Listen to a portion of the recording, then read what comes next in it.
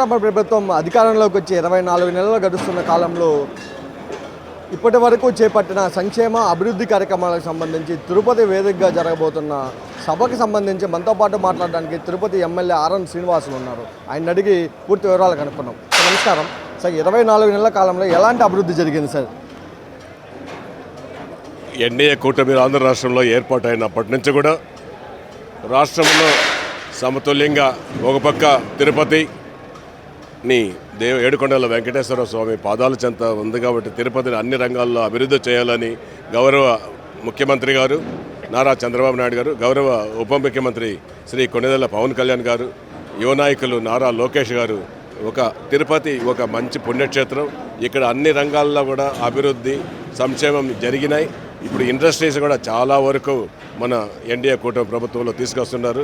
ముఖ్యంగా పవన్ కళ్యాణ్ గారి నేతృత్వంలో తిరుపతి అభివృద్ధి చేసేదానికి కంకణం కట్టుకున్నాడు. ఖచ్చితంగా కూడా అభివృద్ధి జరిగిందని తెలియజేయడానికి విజయోత్సవ సభ రేపు జరిగే విజయోత్సవ సభలు అన్ని విషయాలు మన చెప్పేదానికి పవన్ కళ్యాణ్ గారు, నారా చంద్రబాబు నాయుడు గారు, లోకేష్ గారు అందరూ కూడా వచ్చి ఈ విజయోత్సవాన్ని సక్సెస్ చేస్తారని తెలియజేస్తున్నారు. అంటే మీరేమో సుపరిపాలన అంటూ సభలు పెడుతున్నారు, వైసీపీ ఏమో వెన్నుపోటు అంటూ నిరసన కార్యక్రమాలు చేస్తుంది. ఎలా చూడాలి?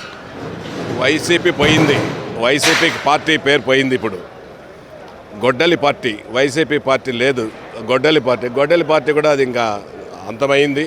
ఇంకా గొడ్డలి పార్టీ ఎన్డీఏ కూటమి ప్రభుత్వాన్ని విమర్శించే నైతిక హక్కు కోల్పోయింది. ఒక పక్క పిఏలో 1000 కోట్లు సంపాదించాడు, ఇంకో పక్క పిఏ ఓఎస్డీలో 1000 కోట్లు సంపాదించాడు. ఇవి ఒక పిఏనే 1000 కోట్లు సంపాదిస్తే ఒక ముఖ్యమంత్రిగా 5 ఏళ్ళు సంపాదించిన గొడ్డలి పార్టీ ముఖ్యమంత్రి ఎన్ని 1000 కోట్లు ఎన్ని లక్షల కోట్లు చేసి ఎక్కడెక్కడ పెట్టాడో కూతుర్ల దగ్గర, లండన్లో, యుఎస్లో తెలియదు. ఆ పార్టీని గురించి మాట్లాడాల్సినంత అవసరం లేదు. ఆ పార్టీ పోయింది, గొడ్డలి పార్టీ. రాష్ట్ర వ్యాప్తంగా చూస్తే ఓన్లీ కేవలం తిరుపతి మీద మాత్రమే మాజీ ఎమ్మెల్యే కావచ్చు, టీటీడీ మాజీ బోర్డు చైర్మన్ కావచ్చు, టీటీడీని బేస్ చేసుకుని ఆరోపణలు అనేది ఎక్కువ చేస్తున్నారు. దాన్ని ఎలా చూడాలి?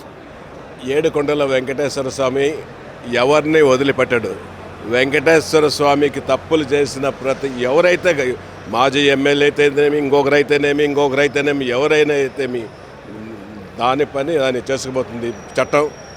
అంతకంటే ముఖ్యంగా భగవంతుడు ఏడుకొండల వెంకటేశ్వర స్వామికి ఏది తప్పు చేసినా ఆయన ఖచ్చితంగా శిక్ష చేసిన ప్రతి ఒక్కరికి శిక్ష తప్పదని తెలియజేస్తున్నాం. ఈ సుప్రపాలన సభకు సంబంధించి ఎలాంటి ఏర్పాట్లు చేశారు? ఎంతమంది రాబోతున్నారు?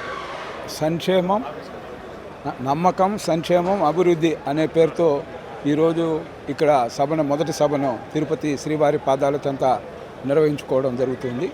దీనికి సంబంధించి చూస్తే 2 సంవత్సరాల కాలంలో గతంలో మేము ఏమైతే హామీలు ఇచ్చామో ఎన్డీఏ కూటమి తరపున హామీలన్నీ కూడా సూపర్ 6 కానీ మిగతా పథకాలు కానీ ఏ విధంగా ఇంప్లిమెంట్ చేశాం, ఏ విధమైన పరిస్థితులు ఉన్నాయి ఈ రాష్ట్రంలో అనేది ప్రజలందరికీ కూడా తెలియజెప్పాల్సిన అవసరం ఉంది. అదేవిధంగా అనేక కార్యక్రమాల ద్వారా కూడా ఈరోజు మీరు చూస్తూ ఉన్నారు. ఈ రాష్ట్రంలో అనేక కంపెనీలు తీసుకురావడం, అనేక విధాలుగా యువతకు ఉద్యోగ అవకాశాలు కానీ ఈ విధంగా చెప్పుకుంటూ పోతే అభివృద్ధి పదంలో ఉన్న సంక్షేమ కార్యక్రమాలు ఎన్టీఆర్ భరోసా పెన్షన్ల దగ్గర నుంచి చూస్తే ప్రజలకు ఇచ్చిన వాగ్దానాలు తప్పకుండా ఈ 2 సంవత్సరాల కాలం నెరవేర్చడం జరిగింది. దాన్ని ప్రజలకు వివరించే కార్యక్రమం. అదే సందర్భంలో కూడా ప్రజల నుంచి కూడా ఈ ఎన్డీఏ కూటమికి వాళ్ళ యొక్క ఆశీర్వాదాలు తీసుకునే కార్యక్రమం రేపు జరగబోతోంది. దీంట్లో ముఖ్యమంత్రి గారు నారా చంద్రబాబు నాయుడు గారు, అదేవిధంగా పవన్ కళ్యాణ్ డిప్యూటీ ముఖ్యమంత్రి గారు, అదేవిధంగా ఏదైతే నారా లోకేష్ గారు, అదే మాధవన్ గారు, ఇంకా కేంద్ర మంత్రి అందరూ కూడా ఈ సభలో, ఇంకా మిగతా రాయలసీమ 4 జిల్లాలకు సంబంధించిన ప్రజాప్రతినిధులు అందరూ కూడా పాల్గొనబోతున్నారు. రాయలసీమ జోన్కి సంబంధించిన సభ భారీ ఎత్తున జరగబోతోంది. దీనికి సంబంధించి ఇప్పుడు వైసీపీ శ్రేణులు ఈ 2 సంవత్సరాల కాలంలో కూడా గుణపాఠం అనేది నేర్చుకోవాలి. ప్రజలు ఇచ్చిన తీర్పుని ఎవరైనా కానీ, రాజకీయ పార్టీ అనేది ప్రజలు ఇచ్చిన తీర్పుని గౌరవించాలి. ఇంకొక పక్కన ఎందుకు తక్కువ సీట్లు వచ్చాయో దానిపైన వాళ్ళు నెమరేసుకోవాల్సిన అవసరం ఉంది. అలా కాకుండా ప్రతి నిత్యం కూడా అబద్ధాలని మళ్ళా వల్లించి గతంలో ఏదైతే పింక్ డైమండ్ పేరుతో ఏ విధంగా చెప్పారో మనం చూసాం. ఈ విధమైన మళ్ళా కూడా ఇప్పుడు అబద్ధాలనే చెప్పించి అబద్ధాల దీనిపైన ఫౌండేషన్ పైన ఆ పార్టీ నిలబడాలనుకుంటే అది ఎంతో కాలం జరగదు. ఇప్పుడు ఏదైతే వాళ్ళు చెబుతున్న ఏవైతే అసత్యాలు ఉన్నాయో, అపచారాలు ఉన్నాయో, ఈ అన్నీ కూడా స్వామివారి మహాప్రసాదంలోనే అవినీతి అక్రమాలకు పాల్పడ్డ వ్యక్తి ఈరోజు ఖచ్చితంగా కూడా ప్రజలకంత అనుమానాలు ఉన్నాయి. మామూలుగా డబ్బు సూట్ కేసుల్లో దాచిపెట్టింది చూస్తాము, లేదా బాక్సుల్లో ఆ విధంగా ఇళ్ళలో దాచిపెట్టుకుని చూసింటాం గతంలో. కానీ టిప్పర్ల ద్వారా ప్రభుత్వానికి రావాల్సిన ఖజానాకు రావాల్సిన సొమ్ముని ఎక్కడికి తరలించారో తెలియదు. ఇప్పుడిప్పుడే అన్నీ కూడా బయటపడతా ఉన్నాయి. టిప్పర్ల ద్వారా ఎక్కడెక్కడ తరలించారో వాళ్ళ పిఏలు కానీ వాళ్ళ యొక్క అనుచరులు కానీ ఏ విధంగా సంపాదించారో, ఏ విధంగా ప్రజాధనాన్ని లూటీ చేశారో ప్రజలందరూ కూడా గమనిస్తూ ఉన్నారు.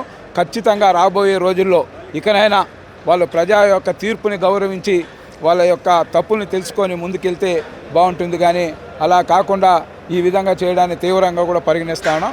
ఈ సభ ద్వారా ప్రజలందరి యొక్క అభిమానాన్ని, ప్రజల యొక్క ఆదరించిన దీన్ని గతంలో ఇప్పుడు కూడా తెలుగుదేశం పార్టీ ఆవిర్భావమే మనం చూసి ఎన్టీ రామారావు 2 రూపాయల కిలో బియ్యం కానీ, హార్స్ పవర్ 50 రూపాయలకి ఇవ్వడం కానీ, ఏదే పక్క గృహాలు నిర్మించివ్వడం కానీ, ఈ ఆదాయం లేనప్పుడే ఉమ్మడి ఆంధ్రప్రదేశ్లో అనేక సంక్షేమ అభివృద్ధి కార్యక్రమాలు చేసిన చరిత్ర తెలుగుదేశం పార్టీ సొంతం.